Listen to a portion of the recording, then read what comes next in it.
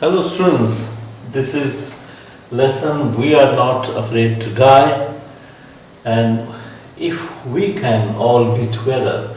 And this lesson is from Hornbill for class 11, and this lesson has been written by Gordon Cook and Alan East, and this is video 1. Let me introduce you with the authors. This is Gordon Cook and Alan East. And Gordon Cook was born on December 3, 1978, and he was born in Canada. And Alan East was born on June 23, 1969, and in Armory, Mississippi, and he died on August 8, 2010. So this is short introduction to these two authors, and let's go ahead.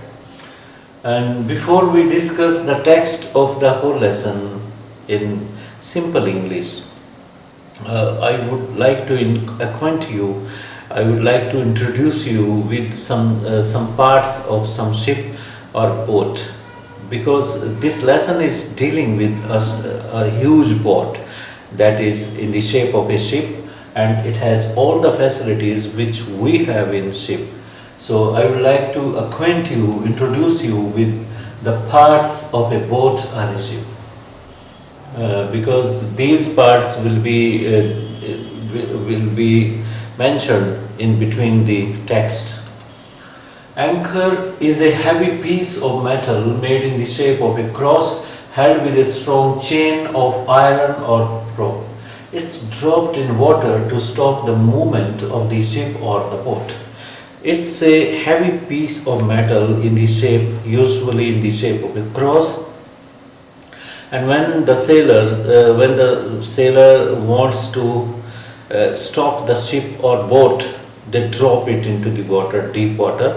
It goes down and it is tied with a very strong rope or chain of iron.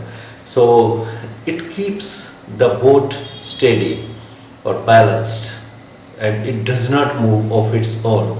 So anchor is such type of instrument. And deck is the flat area between the sides of the boat, and on deck the crewmen can walk, they can watch the coming waves, and they feel relaxed while walking on the deck. And there are some inner part of the boat, there may be some rooms there like a ship. So deck is the flat area built between the sides of a boat to walk upon. Stern is the back part of a ship. Back part of the ship is called stern. And rudder is a piece of wood or metal that can be moved from one side to the other, used to control the direction. In small boats you must have seen rudder of some wood, and the sailors do like this. They pull that and they leave that, relax it, pull, relax, and in this way the boat goes ahead, and they can give direction to the boat also. So that part is called rudder. Helm is the handle or a wheel that controls the direction in which a ship or boat is going to or is to travel. It's a wheel in like a steering wheel we find in cars, trucks and vehicles, four-wheelers. So it's a wheel which gives direction to the boat or a ship. Another technical word is mast. Mast is the huge pole in the center of the boat. It's the main pole. Mast is the tall pole on which the sails are fixed or supported. So sails are pieces of, these are sheets of cloth, strong cloth. Those are tied to the mast for the wind. Winds they strike against the sails and push the ship or boat ahead. Jib is a small sail. It's a small sail, and it works when there is stormy weather, and it's this type of sail positioned in the front of the mainsail. Its shape is triangular. It's a triangular type of sail, small sail, that is put in front of the mainsail. Keel is a long part of metal or wood along the bottom of a ship or a bottom or a boat on which the main structure. It's a type of structure. The whole body of the boat or ship is supported by this structure. It's made of wood, strong wood or metal also. So it also helps to keep the balance of the boat. It gives full balance. Sail, a strong sheet of cloth used for getting the push of the wind from the back to make the boat move forward. So sail works to give movement to the ship. When the winds are favorable, they push the sail, they strike against the sail and push the boat or ship forward. And starboard is the right side of the boat or a ship. And wheel, this is circular, we have told in the beginning. It's a circular object to steer a ship or a boat. Now I introduce you with characters which are there in the adventurous lesson that deals with some adventure. The narrator and his wife Mary, his son Jonathan, and narrator maybe sometimes narrator, writer or author becomes a narrator, right? But it's not necessary that narrator is the author. So narrator can be author, it may be other person also. So his wife and Jonathan of 6 years and daughter Suzanne of 7 years. And Larry Vigil and Herb Segler, these are two crewmen who were hired from Cape Town from South Africa and to deal with the waves, the rough weather in Indian Ocean. The narrator had a burning desire to repeat the round-the-world voyage that was made 200 years by Captain Cook. And now the question arises from where the narrator got inspiration. The inspiration he got from Captain Cook. This is Captain James Cook. And 200 years when the lesson was written, when they went on the voyage 200 years ago, this person, Captain Cook, he had a round the world voyage and made some record, and he also wanted to make some record. So he was a British explorer and a navigator. Explorer, the person who explores, who discovers things in the sea.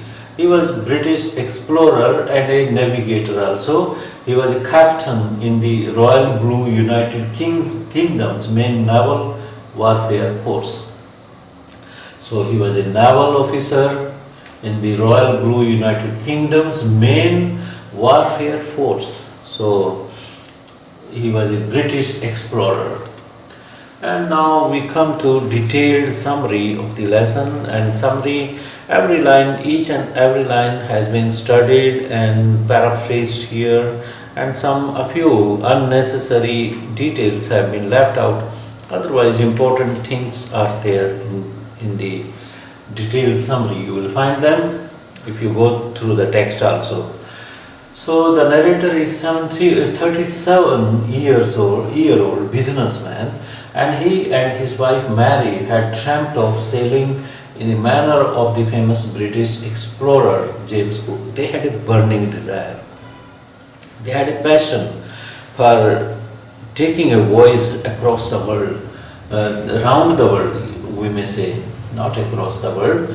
And they wanted to go ahead on the footprints of the famous British explorer James Cook, whose picture I have shown you. And the narrator was a businessman of 37 years old, and his wife, they dreamt together about that voyage. For this, a lot of practice was done to train seafaring skills and they spent a lot of their leisure time for that. They didn't start all of a sudden without any preparation. They did proper preparation, and they spent their leisure time. They spent hours together to train themselves in seafaring skills, naval skills. Seafaring means naval, that is related to navy. It's the sea. They came to know about the dangers of the sea, how to tackle the rough, big waves. So they came to know about each and every point about that.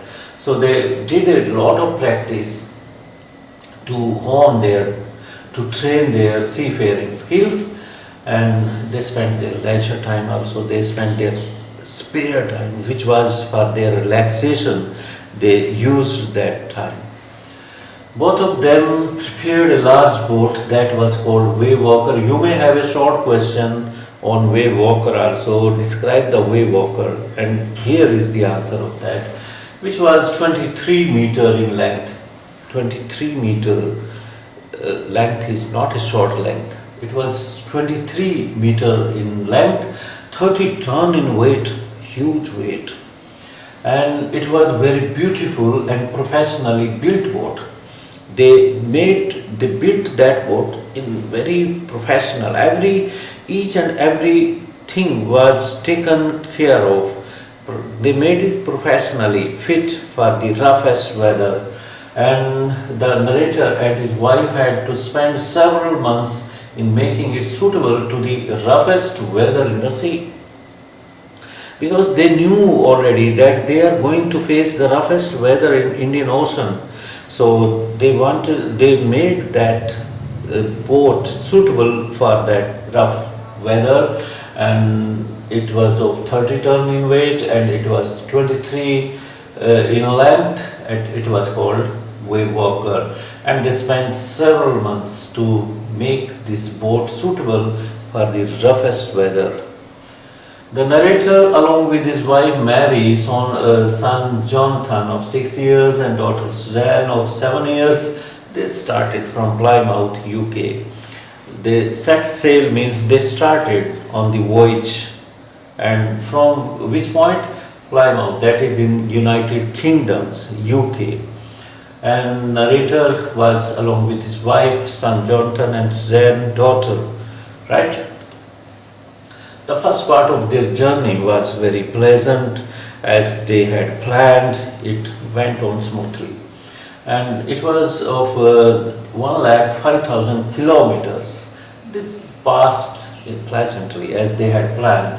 From Plymouth to that was in United Kingdoms, they sailed down to the west coast of South Africa, and Cape Town is a port there, and they stopped there, and they took those two those crewmen from there. They hired two crewmen from Cape Town.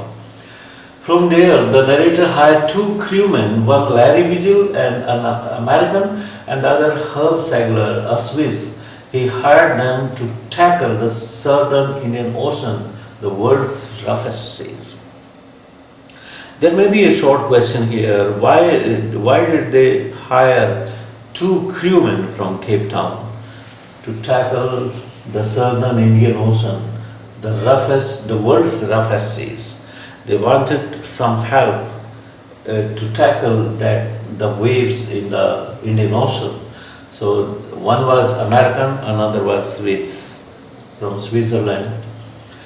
Now, difficult words in this up to now: hone, to sharpen, to develop, seafaring related to the sea or travel on it, in the wake of means coming after or following, as a result of, tackle means to deal with or to confront, to face, right?